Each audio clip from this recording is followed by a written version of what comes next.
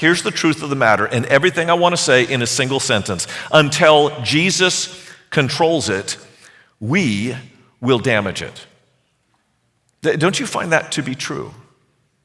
We want to be CEO of our lives. And in fact, this temptation to push God out of the CEO seat goes clear back to the Garden of Eden. Isn't that what Eve and Adam did in the garden? I'm going to take the fruit and I'm going to eat it because I want to know good and evil so I can determine my own morality in the steps of my life. That's problematic.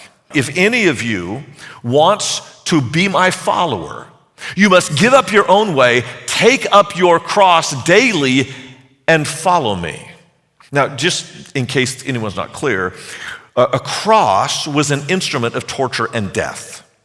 We have turned it into an inconvenience. Oh, it's my cross to bear. If you try to hang on to your life, you will lose it. But if you give up your life for my sake, you will find it. And what do you benefit if you gain the whole world but are yourself lost or destroyed? Jesus is challenging us, inviting us to give the CEO seat to him. Now, you can still be manager. In fact, you have responsibility.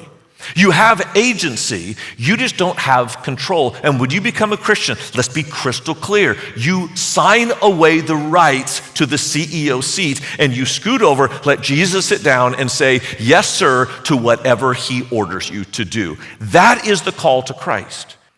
When you got your first job, some of you were raised by God-fearing parents, and they said, you got to tithe, so if you make 10 cents, 1 penny goes to God. If you make $1, 1 dime goes to God. Do you remember that? And you said, yes, God, I'm going to honor you with my money. And you started to tithe in your very first job because you were making pennies. It's easier to tithe with pennies than dollars.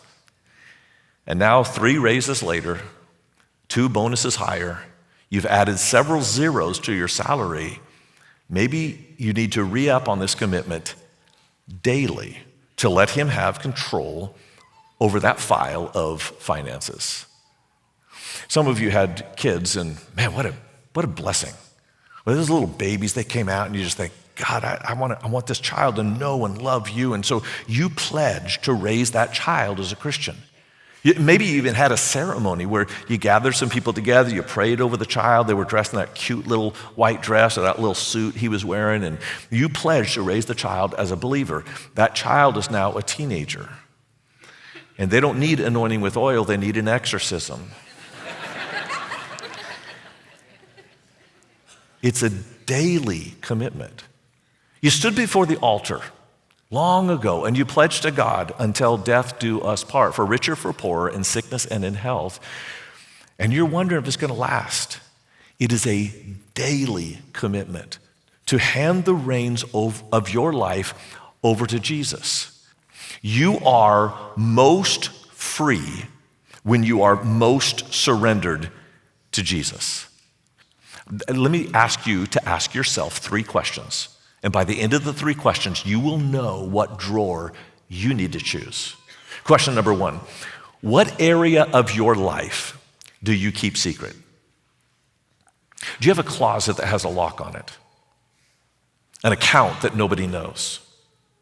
A URL that you have erased?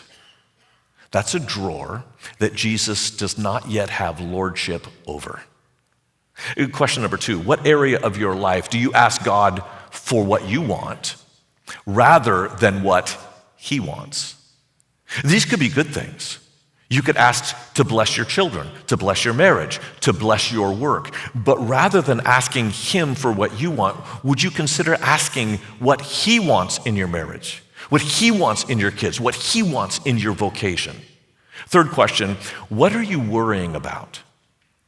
What keeps you up at night? What wakes you up at 2 a.m.?